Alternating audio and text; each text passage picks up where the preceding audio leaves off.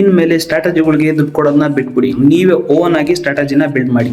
ನಾನು ಹೇಳೋದನ್ನ ರೂಲ್ಸ್ಗಳನ್ನ ಫಾಲೋ ಮಾಡಿದ್ರೆ ಅಷ್ಟೇ ಸಾಕು. ಏನಿಲ್ಲ, ಬೆಸ್ಟ್ ಎಕ್ಸಾಂಪಲ್ ಹೇಳ್ತೀನಿ ನೋಡಿ.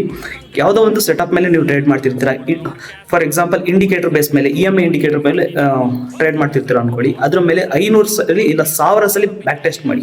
ಅದು ಬಿಟ್ಟು ಬೇರೆ ಏನು ಮಾಡಕ್ ಹೋಗ್ಬಿಡಿ. EMA ಮೇಲೆ ಪ್ರಾಕ್ಟೀಸ್ ಮಾಡಿ, 500 ಸಲ ಮಾಡಿ, 1000 ಸಲ ಮಾಡಿ. ಎಲ್ಲಿ ಟ್ರೇಡ್ ಬರ್ತಾ ಇದೆ, ಯಾವ ಪ್ಲೇಸಲ್ಲಿ ಬರ್ತಾ ಇದೆ ಆ ಟ್ರೇಡು, ಎಷ್ಟು ರಿಸ್ಕ್ ರಿವಾರ್ಡ್ ಎಷ್ಟಿದೆ, ಮತ್ತೆ ಅವರೇಜ್ ಎಷ್ಟಿದೆ, ಈ ಥರ ಬ್ಯಾಕ್ ಟೆಸ್ಟ್ ಮಾಡಿ. ಇಲ್ಲ ಫಿಬೋನಾಚಿ ಮೇಲೆ ನೀವು ಟ್ರೇಡ್ ಮಾಡೋರು ಅನ್ಕೊಳ್ಳಿ, ಫಿಬೋನಾಚಿ ಮೇಲೆ ಟೆಸ್ಟ್ ಮಾಡಿ. 500 ಸಲ ಇಲ್ಲ 1000 ಸಲ ಮಾಡಿ ಬ್ಯಾಕ್ ಟೆಸ್ಟ್. ನಿಮಗೆ ಒಂದು 550ರಿಂದ 60% ವಿನ್ ರೇಟ್ ಸಿಕ್ಕಿರೋ ಸಾಕು. ರಿಸ್ಕ್ ರಿವಾರ್ಡ್ ಅಲ್ಲಿ ನಿಮಗೆ ಪ್ರಾಫಿಟೇಬಲ್ ಆಗ್ತೀರಾ. ಇಲ್ಲ ಸಪೋರ್ಟ್ ರೆಸಿಸ್ಟೆನ್ಸ್ ಅಲ್ಲಿ ನೀವು ಟ್ರೇಡ್ ತಗೊಳ್ಳೋರು ಅನ್ಕೊಳ್ಳಿ, ಸಪೋರ್ಟ್ ರೆಸಿಸ್ಟೆನ್ಸ್ ನ ಬ್ಯಾಕ್ ಟೆಸ್ಟ್ ಮಾಡಿ. ಸೆಟಪ್ ಮೇಲೆ ಒಂದು 500 ಸಲ 1000 ಸಲ ಮಾಡಿ. ಯಾವ್ದೋ ಒಂದು ಸೆಟಪ್ ಮೇಲೆ 500 ಸಲ ಇಲ್ಲ 1000 ಸಲ ಮಾಡಿ.